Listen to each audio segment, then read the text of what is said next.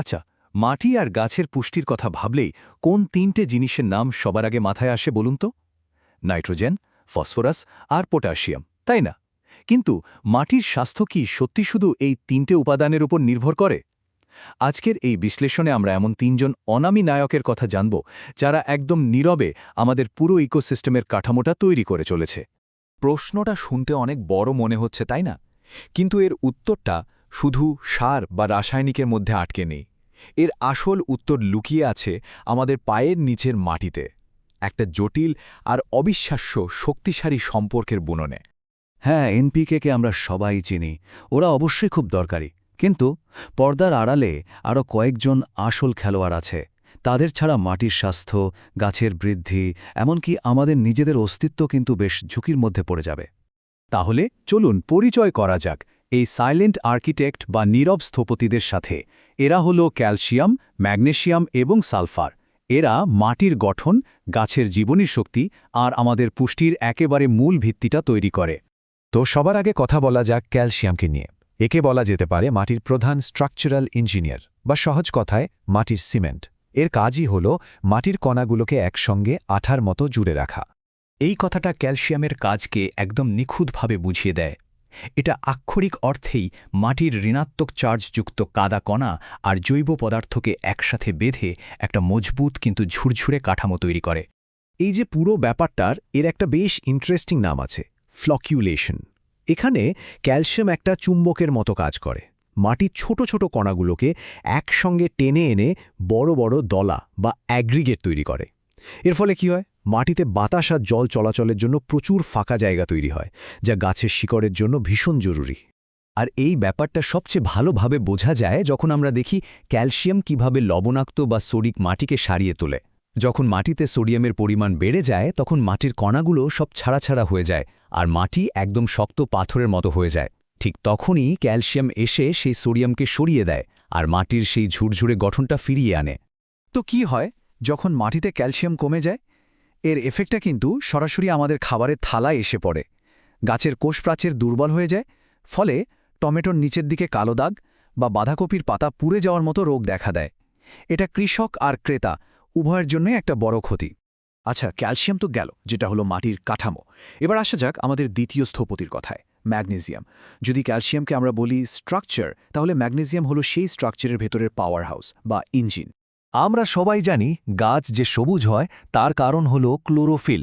এই ক্লোরোফিলই সূর্যের আলো থেকে শক্তি তৈরি করে। কিন্তু আসল ব্যাপারটা কি জানেন? এই বিশাল ক্লোরোফিল অণুর ঠিক মাঝখানে, একেবারে হার্টে বসে আছে একটা ম্যাগনেসিয়াম পরমাণু। মানে ম্যাগনেসিয়াম ছাড়া সালোক সংশ্লেষণ বা ফটোসিনথেসিস সম্ভবই নয়। পৃথিবীতে প্রাণের অস্তিত্বই তাহলে হুমকির মুখে পড়বে। আর ভাববেন না যে ম্যাগনেসিয়ামের কেরামতি শুধু গাছেই সীমাবদ্ধ।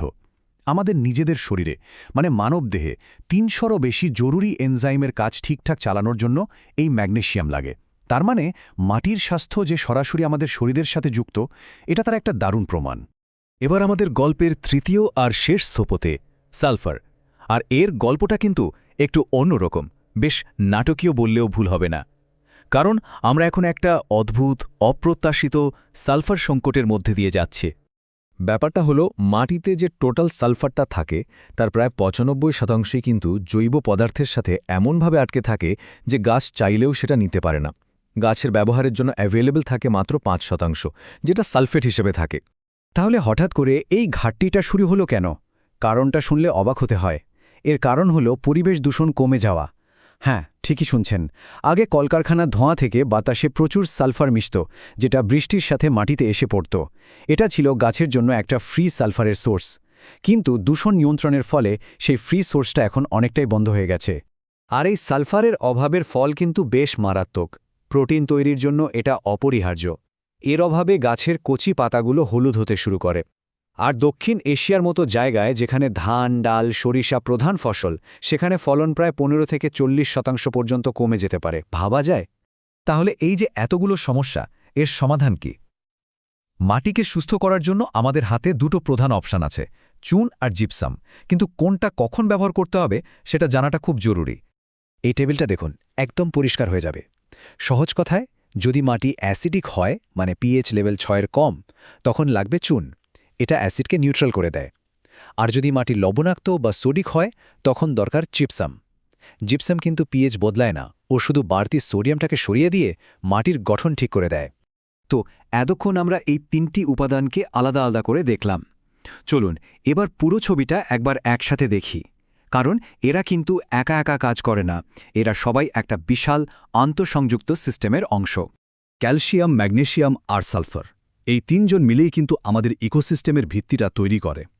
একটা সুস্থ স্বাভাবিক পরিবেশের জন্য এদের মধ্যে ব্যালেন্স থাকাটা অপরিহার্য। আর এটাই হলো সেই জীবনের শৃঙ্খল বা চেইন অফ লাইফ। শুরুটা হয় সুস্থ মাটি দিয়ে, সেখান থেকে আসে পুষ্টিতে ভরপুর গাছ, সেই গাছ খেয়ে প্রাণীরা সুস্থ সবল থাকে, আর একদম শেষে এই পুরো চেইনটার ওপরেই নির্ভর করে আমাদের, মানে মানুষের স্বাস্থ্য আর পুষ্টি। তাই যখন মাটির স্বাস্থ্য খারাপ হয় তখন কিন্তু পুরো সিস্টেমটাই ভেঙে পড়ে। শেষ করার আগে চলুন এই প্রশ্নটা নিয়ে একটু ভাবি। আমরা যদি মাটিকে পৃথিবীর একটা জীবন্ত চামড়া বা স্কিন হিসেবে দেখি, তাহলে এর প্রতি আমাদের দায়িত্বটা ঠিক কী? এর যত্ন নেওয়া মানে কিন্তু শুধু ফসল ফলানো নয়, এর মানে হলো আমাদের নিজেদের আর ভবিষ্যৎ প্রজন্মের অস্তিত্ব টিকিয়ে রাখা।